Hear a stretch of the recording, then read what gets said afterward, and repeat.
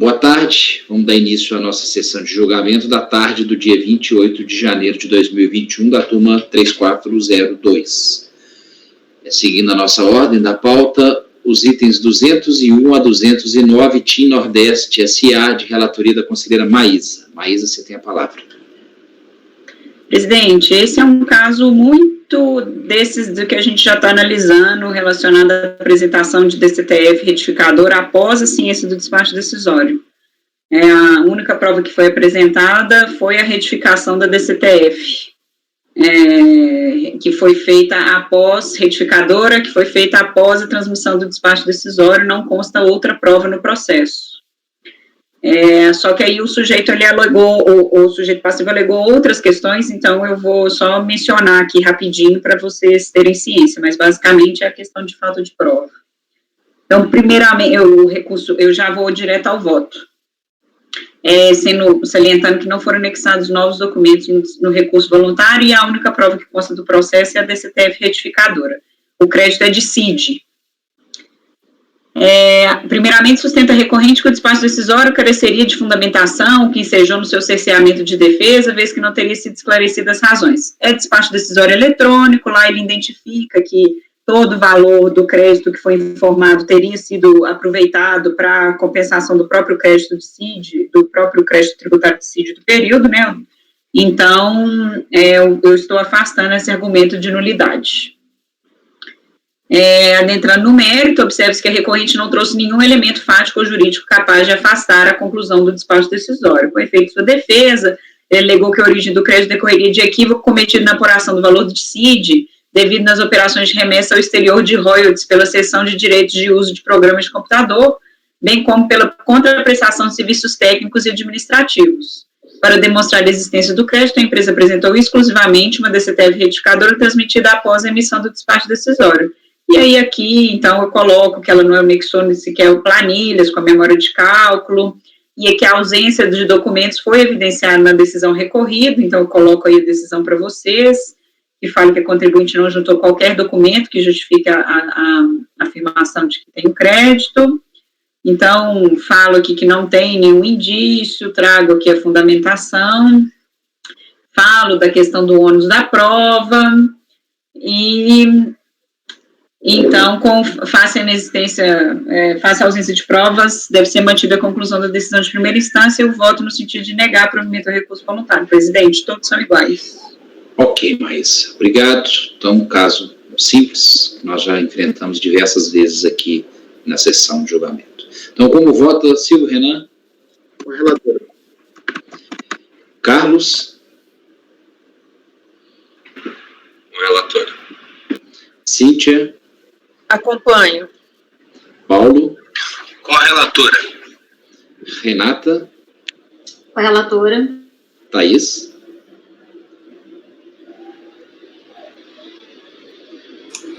Acompanho. Eu também acompanho, então acordo os membros do colegiado por unanimidade de votos e negar provimento ao recurso voluntário. Os itens até o 209. Eu vi que o apoio pediu a palavra. Patrícia? Não, presidente.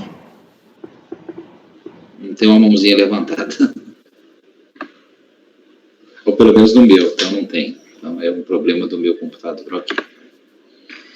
Então, na sequência, os itens 210 a 222 da pauta foi retirado de pauta pela ausência do conselheiro relator. Então, a gente vai agora para o item 223 da pauta, Politorno Móveis Limitada, relatoria da conselheira Thaís. Thaís, você tem a palavra. Obrigada, presidente. Turma, é um processo de drawback, o assunto é necessidade de vinculação física para fins de cumprimento do regime. É bastante conhecido aí a discussão que isso teve no CARF, e como que está agora, e como que é a posição da nossa turma, né, que o presidente, inclusive, que traz bastante esse entendimento sobre a necessidade de cumprimento dos requisitos da portaria para fins de aferição do drawback. Dito isso, esse processo é a segunda vez que ele está em pauta, porque a primeira a gente baixou em diligência para que a fiscalização verificasse o cumprimento dos requisitos da portaria, tá? E daí eu vou ler para vocês, é bem curtinho o que aconteceu, tá? Já direto ao voto. Conforme se depreende do relato acima, na oportunidade em que o presente processo teve sua análise iniciada por essa turma, o colegiado entendeu por bem baixar o processo em diligência para que fossem feitas 2 verificações pela autoridade fiscal de origem. A primeira delas relativa à documentação a respeito do ato concessório número tal. Já a segunda dizia respeito ao cumprimento dos requisitos estabelecidos pela legislação emitida pela Receita Federal para o adimplemento do compromisso de exportação do regime de drawback. Portaria Conjunta RFBC-SEX número 467, com a redação vigente dada pela Portaria Conjunta 1618 de 2014. Analisando o termo de diligência apresentado aos autos em folhas 1044 a 1048, percebe-se que o segundo questionamento foi considerado prejudicado pela fiscalização, sob o seguinte argumento. Ele está falando qual que é a demanda, né, que foi verificar o cumprimento dos requisitos com base no artigo 5º dessas portarias. Tá? E dele cita o artigo 5º, tá? E diz, a resposta a esse requisito está prejudicada por 2 motivos. Não há no processo qualquer menção à aquisição de mercadoria no mercado nacional, e a referida portaria anterior ao fato gerador e ao auto de infração. Daí, o que aconteceu, né? Voltando às minhas palavras. De pronto, constata-se que a autoridade fiscal de origem não atentou para o óbvio erro de digitação em que incorreu a resolução número 3402-001874, ao citar o artigo 5º, ao invés do artigo 5º-A da portaria. Trata-se de uma obviedade porque o presente processo cuida de drawback e o cumprimento de seus requisitos, como pormenorizadamente delineado no relatório da citada resolução, bem como nos motivos expostos pelo conselheiro Rodrigo Mineiro Fernandes na resolução 3402-001-790, citada na fundamentação deste colegiado. 3. Tais requisitos que, consabidamente, pairam em torno da discussão a respeito da vinculação física dos bens em correlação à sua fungibilidade, vêm tratadas no artigo 5º-A da portaria, ao disciplinar o que seriam produtos idênticos ou equivalentes, veja-se. Então, eu errei na hora de escrever a última linha da resolução, ao invés de pôr 5º-A, eu coloquei 5º, e ele não se atentou que era um erro de digitação e por isso entendeu como prejudicada a resolução, tá? E fez aquela consideração, por fim, a respeito da aplicação da portaria como um todo, né? Então, por isso que depois da citação do artigo correto, né, o 5º, ademais, destaco que nessa fase processual é de competência deste colegiado deliberar acerca da aplicação da lei no tempo, ficando ao CARF a função de julgar sobre a incidência das referidas normas aos fatos geradores horas sobre apreço. Por tudo quanto exposto, com fruto no artigo 18 do Decreto 7235, entendo ser necessária nova diligência para que a repartição fiscal de origem verifique o cumprimento, por parte da beneficiária do drawback, dos requisitos enumerados no artigo 5º-A da portaria. É como voto, presidente. Ok, Thaís, má vontade da unidade, hein? Não quis falar tão claramente, mas acho que ficou bem claro nas entrelinhas. Ok. Alguma consideração? Então, Silvio Renan? Relator. Maísa? Eu acompanho. Carlos? Com a relatora. Cíntia? Acompanho. Paulo? Com a relatora. Renato? Acompanho. Eu também acompanho, então resolve os membros do colegiado, por unanimidade de votos, converter o julgamento do recurso em diligência nos termos do voto da relatora. E, por fim, né, momento solene, né, o último caso, 224 da pauta, Renato Fornazari, Silvio Renan do Nascimento Almeida. Vamos lá, Renan. Vamos lá. Julgamento auto de infração, lavrado em 25 de setembro de 2015, virtude de ausência de recolhimento de IPI na importação de veículo automotor por pessoa física. Antigamente, tinha muito disso, né? Era importação direta da própria pessoa física do veículo, e muitas decisões judiciais entendiam que não haveria a incidência do IPI quando fosse para a importação para uso próprio, né, da pessoa física.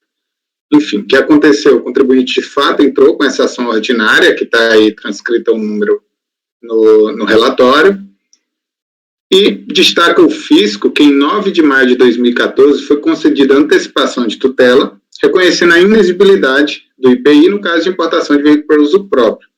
Contudo, em 23 de fevereiro de 2015, portanto, no ano seguinte, sobreveio sentença com resolução de mérito julgando improcedente o pleito, portanto, exigível o tributo na importação.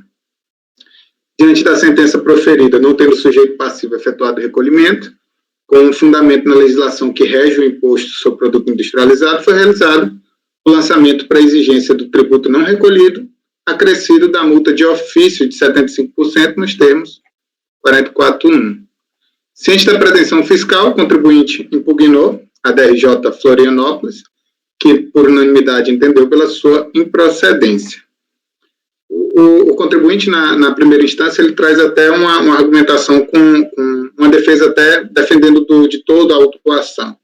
Agora, em segunda instância, ele se limita somente a recorrer quanto à multa de ofício de 75%. Então, o tributo em si incidente já não é mais objeto de litígio. Em sua peça, defende que a sentença denegatória não revogou expressamente a tutela concedida, ademais, a interposição de recurso de apelação recebido com efeito suspensivo, verdade no duplo efeito, importaria na continuação da vigência da antecipação de tutela e, portanto, a suspensão do crédito tributário, impedindo o lançamento da multa de ofício.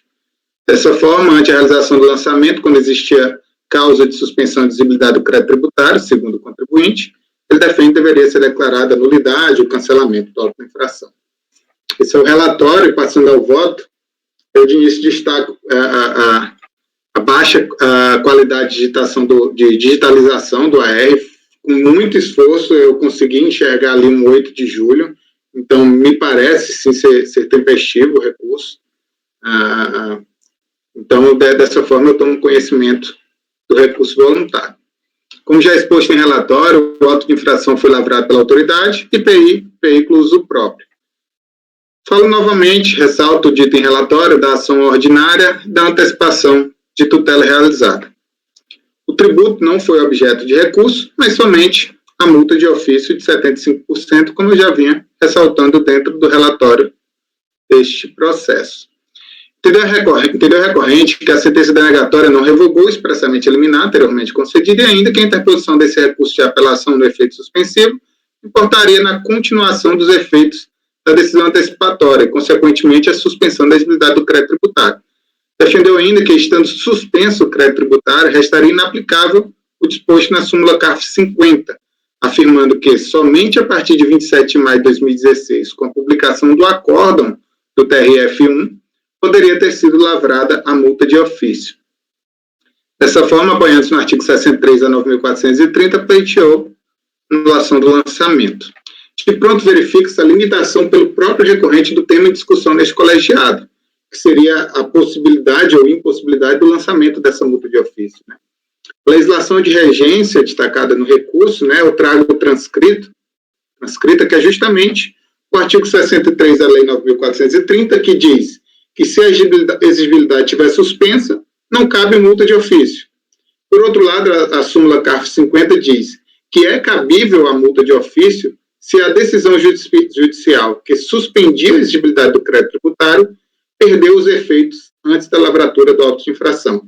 Então, o litígio é justamente esse combate entre o artigo 63 e a súmula CARF 50. Portanto, a lei é simplificada em muito questionamento. Existia, na data do lançamento, causa de suspensão do crédito tributário? Entendo que não. Primeiro, porque a inexistência de dispositivo expresso na sentença revogando a antecipação de tutela em nada modifica o mérito da decisão, que por si só faz cessar os efeitos da medida antecipatória desde o início da sua concessão. É inclusive o entendimento simulado pelo STF nas decisões liminares em mandado de segurança, súmula 405 do STF, que está, peço venha para ler, que diz que denegado o mandado de segurança pela sentença ou no julgamento do agravo dela interposto, fica sem efeito a liminar concedida, retroagindo os efeitos da decisão contrária. A decisão judicial é clara ao concluir pela incidência do IPI na importação de veículos automotores para uso próprio, conforme abaixo transcrito. Então, a sentença é claramente contra o contribuinte, declarando a incidência de IPI nessa importação. Segundo e por último, que é o outro argumento do contribuinte, que eu também entendo que é impertinente, porque a interposição de apelação, ainda que recebida com efeito suspensivo, não tem o condão de suspender a exigibilidade do crédito tributário nos termos do artigo 151, 4 ou 5 do CTN. O tema aqui em discussão foi objeto de inúmeros recursos especiais nesse Conselho Administrativo, dada a divergência de posicionamento das diversas turmas ordinárias. Em síntese, várias decisões do CARF têm demonstrado entendimento pela impossibilidade de suspensão do crédito tributário decorrente da interposição de apelações recebida com efeito suspensivo. Como bem explica a jurisprudência desse tribunal administrativo, o efeito suspensivo conferido ao recurso de apelação da sentença denegatória de mérito não se confunde com a suspensão do crédito tributário, prevista no CTN, esta estabelecida somente nos casos de concessão de liminar ou tutela antecipada. O recebimento de apelação com efeito suspensivo não se presta a revigorar os efeitos da tutela antecipada. Eu tratei de sublinhar porque esse, no final das contas, vai ser o motivo principal, vai ser o cerne da minha decisão. O recebimento da apelação com efeito suspensivo, ele não suspende o efeito da sentença para revigorar a tutela antecipada. Esse é o ponto.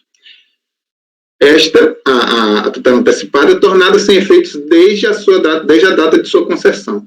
Ainda que, em tese, o recurso impeça a execução da sentença, juridicamente não há previsão legal para sua inclusão nas hipóteses de suspensão do crédito tributário prevista no CTN.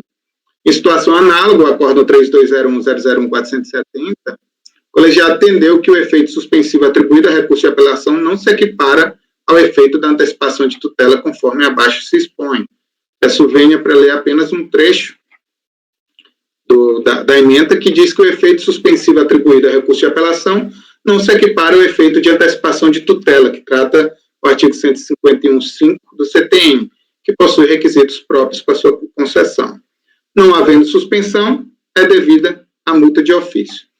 Em julgamento pela Câmara Superior de Recursos Fiscais, 903-004-363, de relatoria do conselheiro Rodrigo da Costa Postos, entendeu o colegiado que, ainda que o recebimento da apelação tenha indicado efeito suspensivo, não há que se reconhecer a suspensão da exigibilidade do crédito tributário, posto que, antes de qualquer medida judicial, o crédito tributário era plenamente exigível e continuou exigível após a sentença denegatória. Ou seja, se o recurso de apelação suspende os efeitos da sentença, para onde se retorna? Para a medida liminar? Não, segundo esse acordo, ele retorna para a situação anterior ao processo judicial, que é a incidência prevista pela lei. E aí, eu peço novamente venha ao colegiado, porque eu acho que o resumo das conclusões elaboradas pelo conselheiro vai expressar bem o meu entendimento. Nesse caso aqui, foi provimento para o recurso da Fazenda, tá? Então, o que diz a conclusão desse acordo? A tese da turma ordinária, no caso, é que, como a apelação interposta pelo contribuinte contra a sentença denegatória da segurança foi recebida no seu duplo efeito, a antecipação de tutela anteriormente deferida na decisão do agravo de instrumento voltou a vigorar e, consequentemente, a exigibilidade do crédito voltou a ficar suspensa. Contudo, a tese atacada não merece prosperar. Ainda que o despacho de recebimento de apelação tenha indicado seu duplo efeito, suspensivo e devolutivo, não há que se reconhecer a anterior suspensão da exigibilidade do crédito tributário no caso. É incontroverso que, antes de qualquer medida judicial pleiteada pelo contribuinte, o crédito tributário era plenamente exigível. Com a sentença denegatória da segurança, continuou exigível. Não é possível conferir ao despacho de recebimento da apelação efeito de decisão antecipatória de tutela, em total contradição com a sentença imediatamente anterior, proferida pelo mesmo juízo que denegou a segurança pleiteada. Sem a expressa manifestação do Poder Judiciário suspendendo a exigibilidade do crédito tributário, não é possível o afastamento da multa de ofício. E aí volto às minhas palavras, que digo que quem consulta a jurisprudência dos tribunais, com fundamento na súmula 405 do STF, eu verifiquei que a jurisprudência, inclusive trago a ementa de julgado do STJ, justamente nesse sentido que eu venho defendendo, e destaquei apenas um trecho da emenda desse recurso especial, que eu trago transcrito no meu voto, justamente nesse sentido, que o recebimento no efeito suspensivo de apelação contra a sentença que revogou expressamente liminar ou antecipação de tutela, não faz com que esta seja revigorada, inteligência da súmula 405 da STF. Desta forma, tendo em vista a inexistência de causa de suspensão da exigibilidade do crédito tributário, os termos do CTN, ao tempo do lançamento, é devida a multa de ofício de 75% referente ao lançamento do tributo não pago, nos termos exatos da súmula CARF, número 50, e pelo exposto eu voto por negar provimento. Então, o meu entendimento, em síntese, né, fora os outros argumentos que eu utilizo, é simplesmente de que esse recurso recebido com efeito suspensivo, ele não revigora a antecipação de tutela para suspender o crédito tributário. Como bem disse o conselheiro do Rodrigo da Costa Poças, esse recurso suspensivo, ele suspende os efeitos da sentença como um todo. Ele não retorna aos efeitos da tutela antecipada, mas sim ao como seria o mundo jurídico antes da sentença como um todo. E antes do processo judicial, vigora a lei, e a lei diz expressamente a incidência do IPI. É por isso que eu voto nesse sentido, presidente. Ok, Renan. Entendido. Alguém tem alguma dúvida? Precisa de esclarecimentos? Quem? Tem uma dúvida. Pois não? Não é caso de renúncia, como a DRJ tratou a sua decisão? Parece que a matéria está alçada ao Poder Judiciário, e o Poder Judiciário que vai decidir se é devido ou não. Será que não é caso de renúncia? Cabe a nós? Aqui é a multa, Paulo. Mas a multa decorre do não pagamento do tributo. Se a decisão judicial for no sentido de não pagar, a multa não é indevida. Não, porque daí tem que diferenciar. A concomitância tem que ser mesmo objeto. O que é o mesmo objeto? Mesma causa de pedido, mesmas partes. E daí o que é o pedido lá no Poder Judiciário? O pedido é não pagar o IPI. Tá? E daí aconteceu um auto de infração. E a auto de infração veio a multa junto. Então, a concomitância é realmente com relação ao pedido principal. Mas a multa é um acessório que não afeta o Poder Judiciário. Eu concordo, um é decorrente do outro, é isso mesmo. Mas, na prática, não há concomitância. Ele tem direito de se defender administrativamente da multa. E no caso da DRJ, ele contestava o tributo também, né? Por isso que eu acho que foi dada a renúncia, né? E para nós só restou a multa, né? Exatamente. É isso aí. Agora, eu fiquei um pouco confusa. Não, seu voto está perfeito. Não tem nenhuma confusão do seu voto. Mas, não sei, a gente já julgou isso desse jeito, assim? Não. Maísa? Não. É a primeira vez que a gente analisa. Porque, o que é o efeito suspensivo da apelação que não suspender os efeitos da sentença? E o que a sentença fez? Ela cassou a liminar. Até o que usando as palavras que o Renan usou, o mundo jurídico, como era o mundo jurídico antes, ainda não tem como ser o mundo jurídico antes da sentença, porque ela está com efeito suspensivo. O efeito suspensivo é para suspender o efeito da sentença, para ela não produzir efeitos enquanto ela não for revisada pela apelação, né? Então, é como se a gente ignorasse o efeito suspensivo nesse caso. E, na verdade, faz sentido em termos de hierarquia do judiciário, né? Assim. Então, é justamente um despachinho do tribunal pode muito mais que a sentença. Então, por mero despacho, eles revogam uma sentença e daí fica a liminar tá lá, entendeu? E daí é uma questão de como que o processo civil funciona mesmo. Mas assim, eu entendo, assim, salvo o melhor juízo, eu entendo que a súmula CARF 50 resolve a questão. Acho que não precisa mais nada. Então, até eu ia falar isso, Renan. Eu não acho que é a aplicação da súmula CARF aqui, não. Eu fiquei até eu estava tentando analisar isso daqui, porque Ele fala que a multa de ofício é decisão judicial, veja, ele não fala sentença, ele fala decisão judicial, que suspendia a exigibilidade do crédito tributário, perdeu os efeitos. O que a gente está analisando aqui é, se tem a suspensão da exigibilidade, a sentença ainda, ela estava produzindo os efeitos, se tem a suspensão em razão da interposição da apelação, a sentença estava produzindo efeitos? Então, assim, o que a súmula CARF fala é cabível a exigência de multa de ofício se a decisão judicial perdeu os efeitos antes da lavratura do auto. E não pode revigorar. A questão ela O que a gente está falando ela perdeu os efeitos ou não? Ela perdeu depois, mas antes da lavratura, o auto de infração foi lavrado, quando ele foi lavrado, ela não tinha efeito. Não é isso? Paulo, por favor, um de cada vez, que a gente está bagunçado. Paulo, o Renan, se você puder esclarecer, mas eu entendi, pelo menos olhando aqui o processo, é que a multa, ele já sabia, a ação judicial já tinha eliminado, não é isso? Ou não? Quando lavrou o auto de infração? Porque foi lavrada após a sentença. Então, já não está, a sentença já havia perdido os efeitos antes da lavratura do auto de infração. Os termos é tão próprio da súmula CARF que o próprio contribuinte chega no recurso voluntário e diz, olha, aqui não é o caso da súmula CARF porque a decisão ainda tinha os efeitos. Isso. Então, na verdade, é súmula CARF sim, só resta saber. Não. Tinha ou não tinha os efeitos. Então, a discussão para mim não é se é súmula CARF. É no final, tinha ou não tinha os efeitos? Estava ou não estava suspenso o crédito tributário? A minha conclusão é que não estava suspenso o crédito tributário. Ok. Agora é o Paulo, depois a Thaís. Vamos com ordem, depois a Maísa. Paulo, Thaís, Maísa e Renata. Esse caso é muito recorrente na Receita, né? O lançamento é feito justamente em razão da perda da eficácia da decisão que suspendia o crédito tributário. É feito o lançamento para prevenir a decadência. E fica, enfim, exige a multa porque a lei manda, a lei 9.430. E foi o que foi feito. Quando ocorreu, perdeu a eficácia, foi feito auto de infração. O que vai acontecer depois, aí é outra questão, mas no momento da auto de infração ela não tinha eficácia, é por isso que a auto de infração foi feita.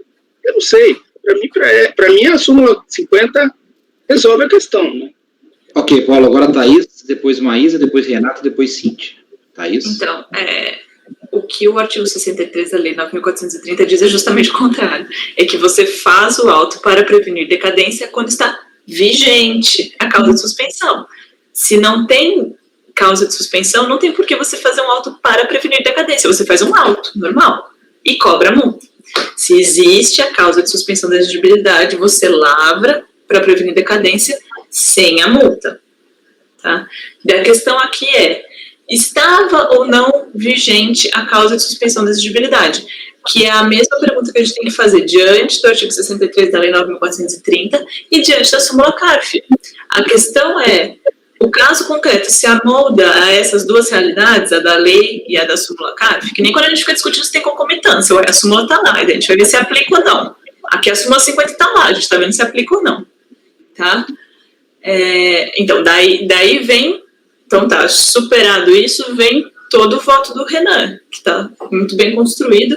Agora, eu não estou segura, talvez seja até um caso de vista, presidente, já adianto, sim, para eu estudar melhor, porque eu nunca votei isso, tô insegura, porque, assim, para mim, por lógica, eu sigo um caminho diferente do Renan, assim, a princípio.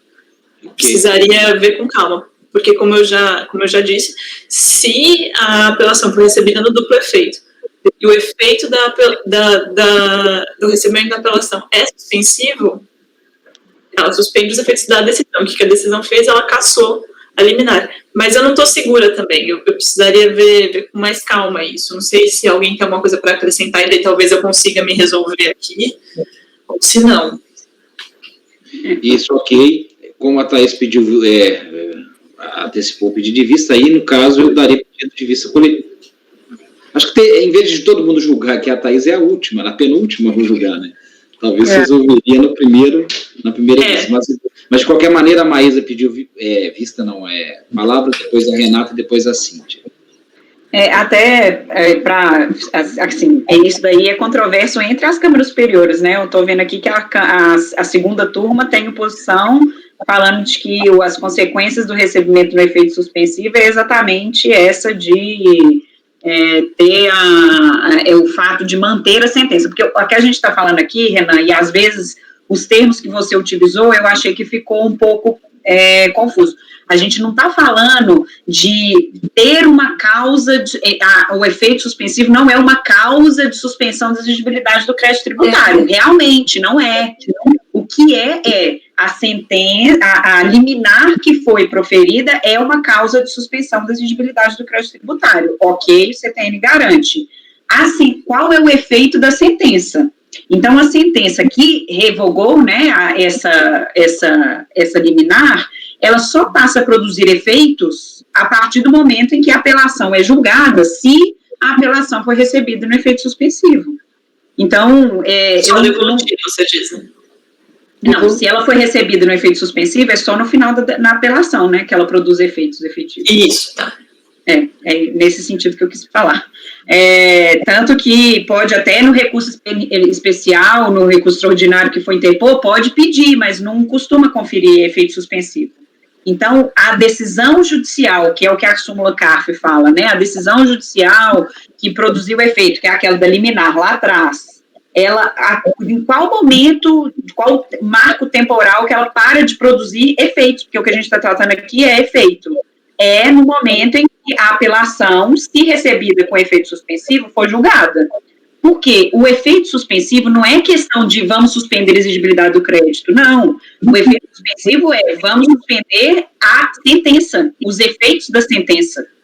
Então, receber no efeito suspensivo não é simplesmente receber com exigibilidade suspensa, não. A gente está tratando de uma questão processual que é suspender os efeitos da sentença denegatória. E isso que, para mim, é efeito suspensivo. Eu não consigo pensar de outra forma em efeito suspensivo. E poderia ser o contrário. Se fosse uma sentença que era... concedendo a liminar? Concedendo a liminar. Se tivesse negado a liminar lá no começo. Se a liminar tivesse negado. Daí a sentença deu. Isso. Sentença boa, então, liminar ruim, sentença boa para o contribuinte. Vem a apelação com efeito suspensivo. Não produz efeito. Deu mal, Eu estou falando isso exatamente por causa desse raciocínio da Thaís. Se é concedido em sentença, o contribuinte ele não pode tomar efeito, porque ele vai ter que esperar o julgamento da apelação. Tá, ok. Vamos agora dar a palavra para a Renata e para a Cíntia também. Não, rapidamente, diante de tudo que vocês já falaram, é só contribuir um pouco para o debate, que processualmente essa questão, ela realmente é controvertida, né? Aí você me corrige se eu estiver entendido errado, Renato. Nesse caso concreto, o contribuinte ajuiza uma ação, obtém uma liminar favorável, vem uma sentença que a revoga expressamente, e nesse meio tempo vem o auto. E aplica a multa de ofício, além do tributo devido. Aí o contribuinte apela e ganha esse duplo efeito, realmente fazendo com que a sentença seja impedida de ser executada diante desse efeito suspensivo. Acontece que na linha do que o Renan traz, eu particularmente acho que tendo a concordar com ele, é de que o Código Tributário não prevê que sentença com efeito suspensivo tenha o condão de suspender a exigibilidade do crédito tributário. E com isso, a razão pela qual o crédito estaria suspenso não mais existia no momento em que o auto foi lavrado. Por isso que a súmula CARF 50 se aplicaria exatamente ao caso dentro do raciocínio dele. A questão é, o Código prevê essa possibilidade? Eu particularmente não entendo que uma sentença suspensiva tenha o condão de ressuscitar uma liminar anteriormente revogada. Inclusive, esse contrassenso que você fala, Thaís, é verdade, tem jurisprudência, inclusive, chancelando o contrassenso de que se o contribuinte ganha, ele tinha liminar, ele conseguiu uma CND, porque tinha lá a suspensão. Vem a sentença e me dá o direito. Naquele reverso, né? Quando eu peço a certidão, o fisco, ele me nega, porque, afinal de contas, ali não teria nenhuma causa que suspenderia aquela exigibilidade, nada obstante a sentença como feito. E o que a STJ vem se manifestando? Que é cabível, sim, a Fazenda não dar essa certidão, tendo em vista a inexistência de nenhuma causa que justifique a suspensão, apesar da sentença ser mais do que uma mera decisão interlocutória, gerando aqui um primeiro contrassenso. Nesse caso é o oposto. Ele tinha a liminar, ela foi revogada e veio alto. No que veio alto, o fiscal ele aplicou a multa. E se ele aplicou a multa, ele aplicou adequado, porque aquela decisão inicial teria perdido efeitos com a sentença. E ainda que haja um recurso posterior suspendendo a execução daquela sentença, ela não teria o condão de fazer reviver a liminar dantes revogada, motivo pelo qual o auto de infração seria cabível plenamente a multa. Eu acho que o raciocínio é muito linear, não sei se foi dentro do que o Renan trouxe aqui, me parece que é sim a aplicação da súmula CARS número 50. Eu sei que é uma interpretação literal do 151, que, aliás, às vezes eu fico meio reticente, mas é o que a lei diz. A jurisprudência e a doutrina majoritária entendem que o 151 é taxativo e, infelizmente, ali não existe que a sentença que concede ou no duplo efeito poder-se-ia fazer com que o crédito esteja suspenso. Motivo pelo qual eu entendo, aqui é uma opinião, até porque já estudei em outras situações esse case, e mesmo no meu íntimo, entendendo que poderia, a lei não diz isso. Então, eu tendo a entender da forma como o Renan colocou. Posso te dar uma dúvida? Um pouquinho, Thaís, vamos respeitar. Mas é uma data, só para eu conseguir acompanhar o raciocínio das pessoas. Não vou falar nada, por exemplo, só uma pergunta para o Renan mesmo. Renan, o auto foi lavrado antes ou depois do despacho do tribunal que atribuiu o duplo efeito? Depois. Tá, obrigada. Se fosse antes da suspensivamente. Não dá para ouvir. Vamos respeitar a ordem, gente, por favor. Agora é a Cíntia, depois é o Carlos, por favor. Cíntia? Renan, uma dúvida. A apelação ela foi recebida no duplo efeito, porque assim, a gente tem, vamos pegar, por exemplo, o código atual, que não é o que aplicava à época, né? Mas, não, se eu não me engano, isso aqui não alterou, que quando a sentença ela confirma ou revoga ou concede a tutela, aqui chamada de tutela provisória, né? Ela é expresso aqui que, além de outras hipóteses previstas, começa a produzir efeito imediatamente após a publicação a sentença que confirma, concede ou revoga a tutela provisória. Eu estou perguntando isso por quê? Aí, no caso, se a parte interpõe o recurso de apelação e faz o pedido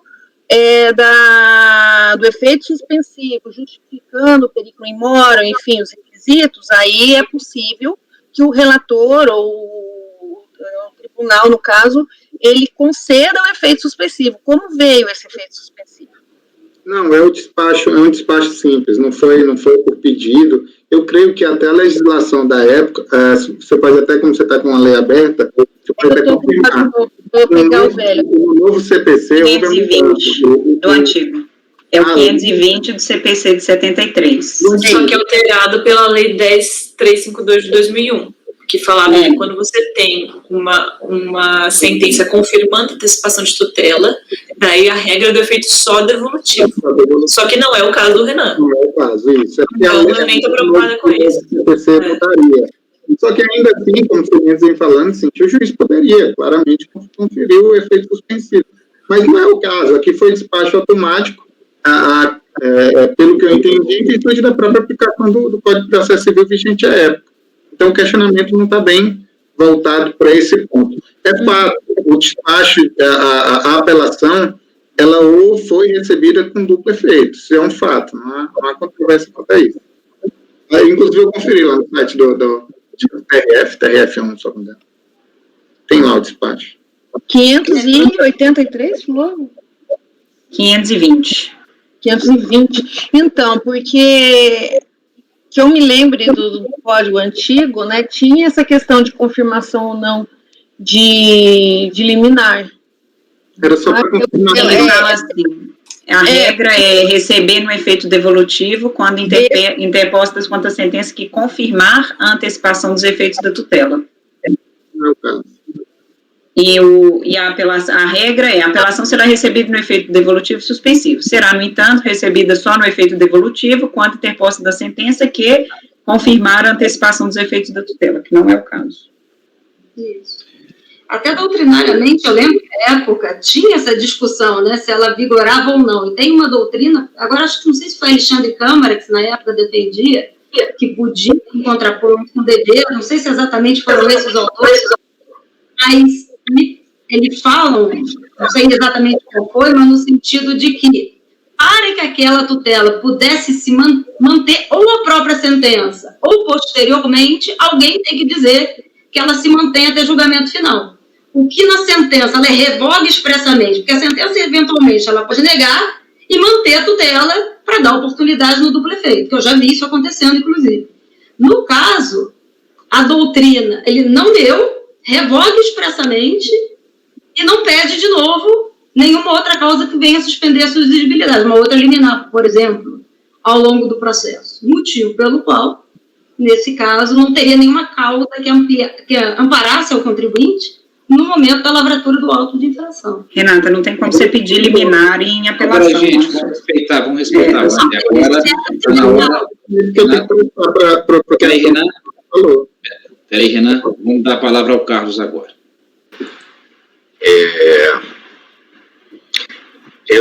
Na verdade, para mim, essa é uma discussão nova, porque para mim sempre ficou claro que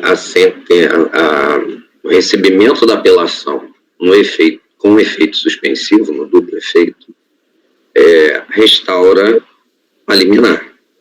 Porque o que ela está suspendendo é justamente a decisão de mérito. Logo, passa a valer o que existia antes, que era a suspensão. De uma forma geral, é assim que se entende dentro da Receita Federal. E eu acho que justamente o artigo que a Maísa leu, dá para a gente entender isso, porque hoje é só com efeito, ou melhor, é no duplo efeito, mas só vai ter o devolutivo se a sentença se for no mesmo caminho que a liminar. Certo? Quando for diferente, tem um efeito suspensivo. Por quê? Porque essa foi diferente dessa. Então, o efeito suspensivo é para voltar a vigorar só essa. É isso. Ok. Hoje, na verdade, pelo novo CPC, se ela confirma ou revoga a antecipação de tutela, ela é recebida só no efeito evolutivo, não é efeito suspensivo, não. Pelo novo CPC, a sentença ela pode revogar a antecipação de tutela e ainda assim ela vai ter a execução imediata, ela não vai ser recebida no efeito suspensivo, não. Eu confesso. Isso foi na égide desse CPC ou do antigo? Desse. O que o Carlos está falando figurou de 2001 a 2015. Isso. O antigo, a última alteração que teve em 2001, foi quando a sentença confirma a antecipação de tutela, só no caso de confirmação. O novo CPC é confirmação ou revogação. Então, pouco importa para o novo CPC. Eu confesso, Carlos, que dentro da Receita Federal eu nunca tive a oportunidade que você teve de trabalhar especificamente nesse ponto processual. Tá? Então, isso é importante dentro da Receita para você determinar se, independente de lançamento, se o crédito está suspenso ou não. Porque se não está suspenso, com a demora de julgamento, prescreve, né? Justamente. Ok, a Cíntia gostaria de falar, ela levantou a mão novamente. Tem que ver, eu estou olhando aqui pelo seu voto, a sentença foi dia 23 de fevereiro de 2015, isso? Isso tem que ver quando foi, se foi você falou que foi no novo código, a sentença? Você pode confirmar? Não, a sentença eu não foi, é tudo antes do CPC novo, pelo que eu vi. É tudo na vigência desse raciocínio que o Carlos acabou de trazer. Ainda assim, existe um despacho conferindo o efeito suspensivo depois. Sim.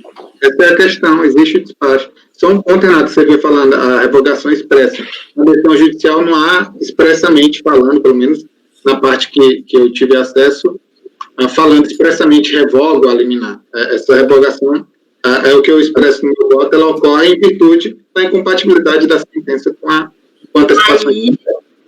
Aí é diferente. Aí tem uma outra corrente que, quando diz que a sentença não revoga expressamente a liminar, há quem entenda, então, que os efeitos da tutela anterior se mantêm até julgamento final.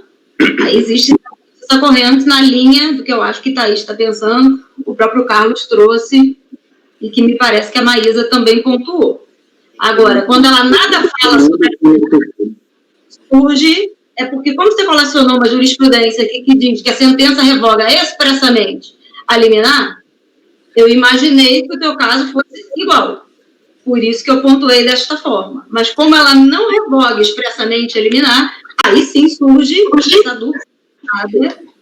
Na manutenção. Porque no meu primeiro tópico eu digo que para mim o efeito da sentença, ainda que não revogando expressamente a liminar, ela tem um efeito de revogar, ainda que ela não traga isso expressamente. Foi o entendimento que eu expus no meu voto. Por isso que para mim não haveria diferença. E existe processualmente também esse seu entendimento. Aí vem a doutrina e fala, mas se ela não revoga expressamente, é porque se mantém. Em revogando expressamente, aí não há que se falar em efeito. Ok, Thaís, quer falar? Não, a discussão está muito rica, né, presidente? Então, eu estou vendo se, na verdade, a gente não teria condição de votar já, né, porque eu estou formulando meu convencimento aqui. Queria saber se a Maísa, vi que estava fazendo pesquisa, chegou a alguma conclusão. Então, é divergente mesmo no CARF. Tem posição da segunda turma da Câmara Superior, falando nesse sentido que a gente está pensando. A gente não está viajando aqui, né? Tem uma linha aqui, né? Tem. Porque o que vem para mim instintivamente é isso mesmo, assim. Que foi o que o Carlos até colocou, né? No caso, tem o da Câmara Superior, da Câmara Superior, da segunda turma da Câmara Superior, ela tem esse posicionamento. Enquanto tem posicionamento da primeira turma em sentido diferente. Então, assim, controverso mesmo. Tá. Mas, então, presidente, eu estou pronta para votar, na verdade. Eu me convenci aqui diante dos debates, viu? Ok. Pode o senhor repetir? Só o que eu acabei de cair na conexão aqui, como que finalizou o debate. Na verdade, eu acho que não teve nada novo de que você perdeu. O Carlos apontou uma linha divergente do que o Renan estava colocando, né? Que, segundo ele, é o entendimento, inclusive, na Receita, em grande medida, de que os efeitos desse acolhimento do efeito suspensivo, do recebimento da apelação dos seus efeitos suspensivos, a consequência lógica é cancelar o mérito da decisão, que, por sua vez, faz restaurar a antecipação da tutela, e que segue o jogo, e que é assim, inclusive, que se controla se um crédito tributário está suspenso ou não dentro da Receita. Mas só para confirmar aqui, realmente no voto do Renan, consta que a sentença ela é de 2 de 2015, e o novo CPC, ele entrou em 2016 só, em março de 2016, então era o antigo mesmo. Isso, mas eu acho que também você não precisa se preocupar, porque, pelo que o Renan pontuou, está claro que foi recebida no duplo efeito.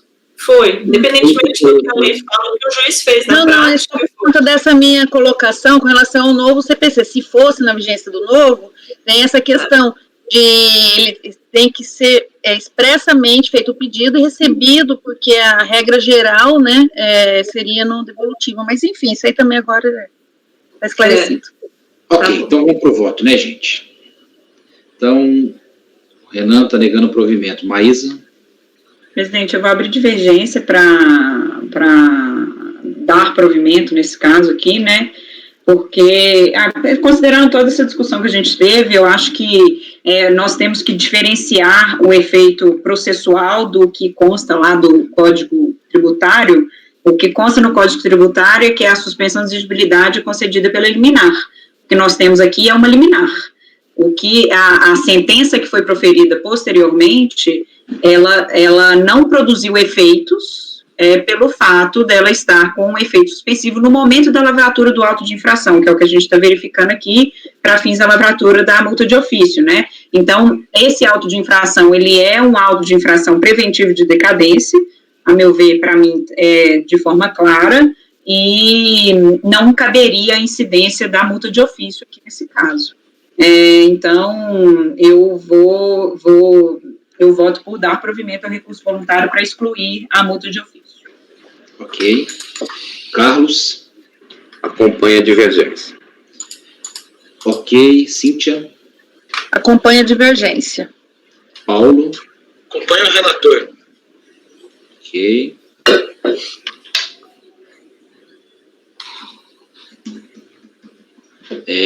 Renata? Eu vou acompanhar a divergência, mas eu só vou ressaltar que o meu entendimento seria outro caso a sentença tivesse revogado expressamente a liminar. Como o relator deixou claro que não houve essa revogação expressa, aí por esse motivo eu acompanho a divergência. Ok. Renata, agora é a Thaís. Thaís? Presidente, conforme eu já me coloquei, né, eu vou acompanhar a divergência. Ok, eu vou acompanhar o relator também, mas esse caso merece uma reflexão, sim, acho que posterior, um estudo maior para acompanhar. Então, acordo os membros do colegiado, por maioria de votos, em dar provimento ao recurso voluntário, vencidos os conselheiros Silvio Renan, Paulo Regis e Rodrigo Mineiro. Designada conselheira? Se puder não ser eu agradeço. Perfeito. Voluntária, Renata, Cíntia ou Thaís?